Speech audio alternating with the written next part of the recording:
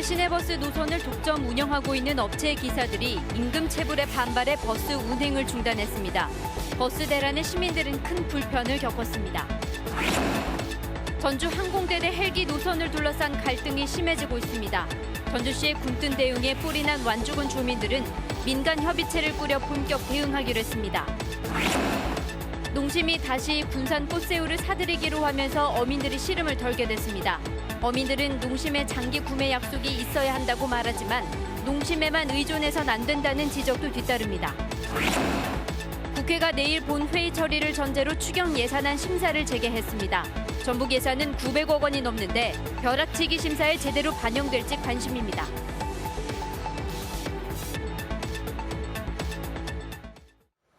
여러분 안녕하십니까? JTV 8시 뉴스입니다. 오늘 김제 시내 전체 시내버스가 결행되면서 김제 시민들이 이 무더운 날씨에 큰 불편을 겪었습니다. 버스 회사 노조가 사측의 임금 체불에 반발해 오늘 하루 버스 운행을 전면 중단했기 때문입니다. 주혜인 기자가 보도합니다. 평소 같으면 승객들로 붐벼야 할 버스 정류장이 텅 비었습니다. 도로에는 버스 한 대도 다니지 않습니다. 김제 시내버스 회사 안전여객 노조가 아침부터 운행을 중단했기 때문입니다. 김제를 운행하는 시내버스 41대가 모두 멈춰서 시민들은 큰 불편을 겪었습니다. 차 안 다닌다고 말도 없이 안 다니고 막. 겁나게 애먹었지 지금. 이런 거 몇씩 갖고 오냐고. 그래 하나는 다녀야지 하나 쓰고. 해당 시내버스 회사의 차고지에는 버스들이 모두 멈춰 있습니다.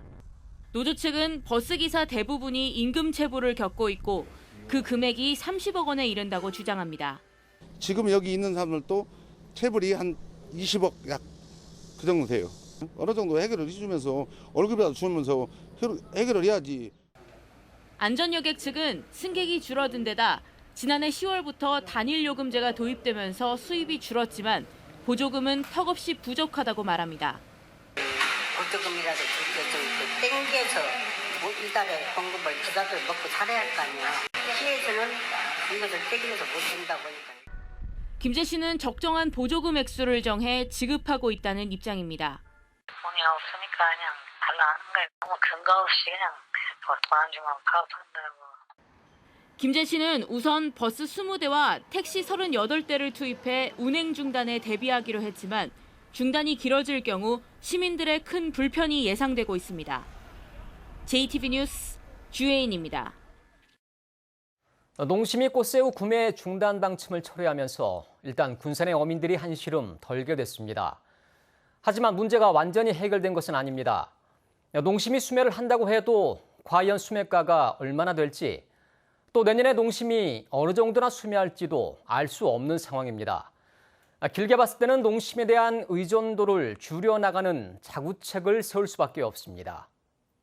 김진영 기자가 보도합니다.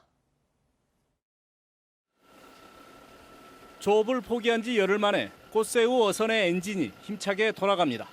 어민들은 조업 동안에 먹을 쌀과 생수 등을 배에 옮기느라 분주합니다.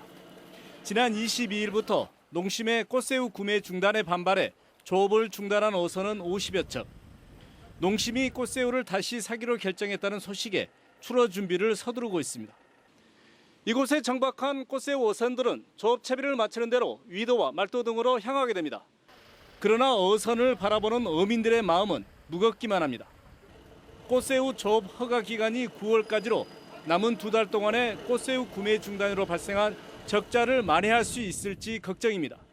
올해 지금 적자가 운영하는 사람은 한 5천만 원, 복구가 안 될 것 같아요.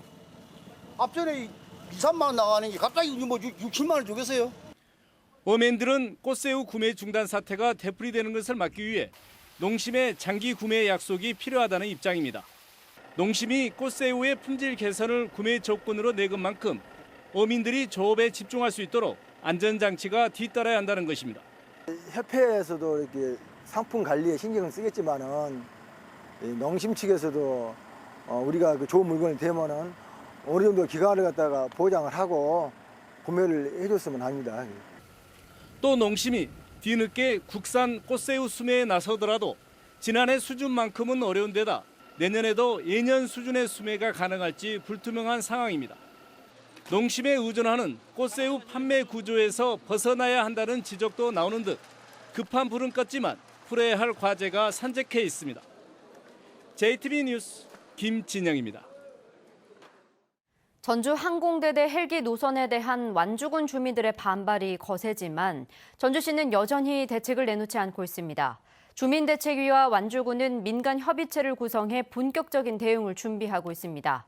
또 현재 노선의 반대편 운항이 실제 불가능한지 용역을 맡기기로 했습니다. 정원익 기자입니다.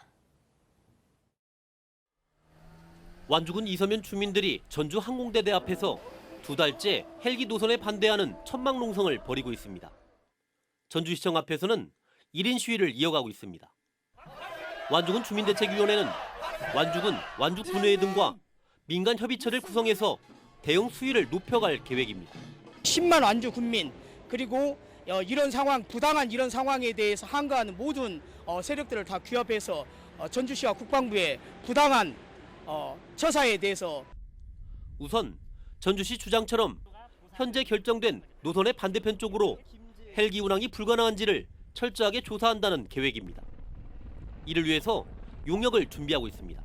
국방부에 강력하게 운항 가처분 신청을 할 계획입니다. 이런 용역을 통해서 법적인 문제입니다. 절차적인 하자에 대해서 집중적으로 우리가 대처를 할 것이고요. 하지만 전주시는 넉 달째 별다른 대책을 내놓지 못하고 있습니다. 완주군 하고는 뚜렷한 해결점을 찾은 건 아니고요. 저희가 이제 대화 노력을 좀 하고 있는 중입니다. 주민대책위가 국방부를 상대로 법적 대응과 함께 헬기 노선의 적정성을 따지는 용역까지 준비하고 있어서 사태가 장기화할 것으로 보입니다. JTB 뉴스 정원익입니다.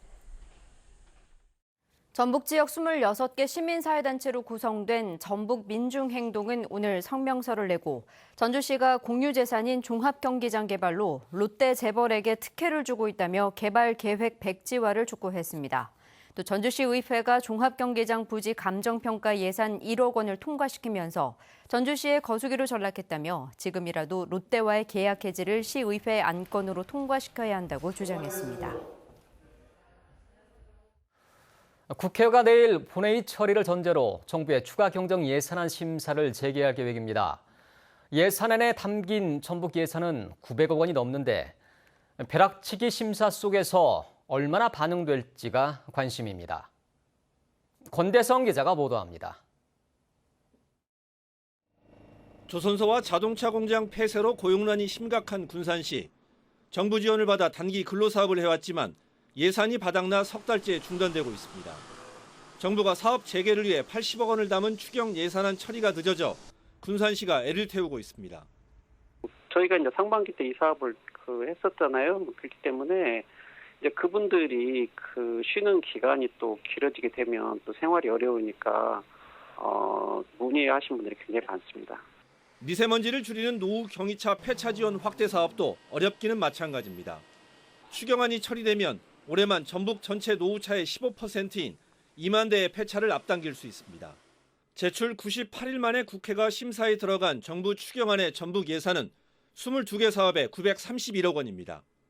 지역경제와 주민안전 등에 반드시 필요한 예산입니다. 전라북도는 추경안이 국회 본회의를 통과하면 최대한 빠르게 집행한다는 계획입니다. 국비가 내려오지 않더라도 조기 집행 가능한 부분은 의회와 상의해서 조기 집행이 가능할 수 있도록 할 예정이고요. 다만 전북 예산이 삭감없이 통과될지는 불투명합니다. 처리 시한이 촉박하고 예결위 심사가 여야 간사 중심으로 사실상 비공개로 진행되기 때문입니다. 새만금 장기임대 산업용지 추가 조성비 등 정부 안에 담기지 않은 예산의 증액도 기대와 달리 힘들 것으로 보입니다. JTB 뉴스 권대성입니다. 고창군이 안전성이 확보될 때까지 한빛원전 3, 4호기의 재가동을 무기한 연기해야 한다고 주장했습니다. 고창군은 최근 2년 사이 한빛원전 3, 4호기 경납 건물 콘크리트에서만 200개가 넘는 구멍이 발견됐다며 원자로를 재가동할 경우 안전을 장담할 수 없다고 밝혔습니다. 따라서 구멍을 모두 보수하고 조사가 불가능한 구조물 부위에 대한 안전성 확보 방안이 나올 때까지 3, 4호기 재가동을 무기한 미뤄야 한다고 주장했습니다. 한편 민중당 김종훈 국회의원은 논평을 통해 한빛원전 3, 4호기의 부실 시공은 공사를 맡았던 현대건설의 책임을 물어야 한다고 촉구했습니다. 귀농귀촌인 10명 중 6명은 귀농귀촌이 성공적이라고 생각하는 것으로 나타났습니다. 귀농귀촌인 1000여 명을 5년간 추적 조사한 결과인데 여유 자금 부족과 생활 불편, 주민과의 갈등을 어려움으로 꼽았습니다. 하원호 기자입니다. 수원이 고향인 윤지성 씨는 학원 강사 일을 접고 4년 전 완주에 터를 잡았습니다. 농사 일을 제대로 배우기 위해 한국농수산대학까지 다녔습니다. 귀농 준비에만 3년. 지금은 예비 귀농인들에게 기초 농사법도 가르칩니다. 귀농귀촌 100시간 교육만으로는 굉장히 부족하기 때문에 귀농을 하기 위해서 공부를 해야 되고 준비를 해야 되는 과정은 그것보다 더 많이 길고 더 철저하게 하시면 성공하는 귀농인이 되실 것 같아요. 농촌진흥청이 귀농귀촌인 1039명을 5년간 장기 조사한 결과 귀농 준비 기간이 점차 길어지고 학력 수준도 높아진 것으로 나타났습니다. 귀농귀촌에 대한 만족도도 높아졌습니다. 귀농귀촌을 매우 성공적 혹은 성공적이라고 답한 응답자가 2014년에는 46.2%였지만 2018년 조사에선 58.1%로 12%포인트 올랐습니다. 전문성을 갖춘 젊은 귀농귀촌인이 늘면서 10명 중 4명은 농촌 사회의 리더 역할을 하는 것으로 나타났습니다. 모판 만드는 거, 그리고 우렁이 분배, 다양한 일들을 하고 있죠. 그러니까 뭐 수확부터 생산까지 그리고 판매까지 다 담당을 해가지고. 귀농인의 35%는 농촌 관광과 가공 등 관련 사업으로 소득을 올리고 있습니다. 그 관광, 체험, 가공 이런 쪽으로 경제활동 영역을 넓혀가고 계시기 때문에 그것이 농촌 사회에도 새로운 경제적 기회를 창출하고 성장시켜 나가는 데 기여하고 있다고 생각됩니다. 하지만 여유자금 부족과 원주민과의 갈등, 생활 불편 등을 정착 과정에서 어려움으로 꼽았고 조사 대상자의 8.6%는 다시 도시로 돌아간 것으로 나타났습니다. JTB 뉴스 하원호입니다. 민주당이 총선을 위해 권리당원을 모집한 결과 도내 10개 지역위원회 가운데 8곳에서 경선이 예상됩니다. 전주 을과 완주 진무장, 김제 부안과 정읍 고창 등 4군데 지역위는 3명의 주자들이 권리당원 모집 경쟁을 벌여 가장 치열한 예선을 예고하고 있습니다. 전주 갑과 익산 갑, 또 군산과 남원 임실 순창 등 4곳에서는 당내 경선에서 2명이 맞대결 구도를 형성할 것으로 보입니다. 김성주 국민연금 이사장의 전주평, 한병도 전 청와대 정무수석의 익산을은 권리당원 모집 과정에서도 이렇다 할 경쟁자가 나타나지 않았습니다. 권순범 신임 전주지검 검사장이 취임했습니다.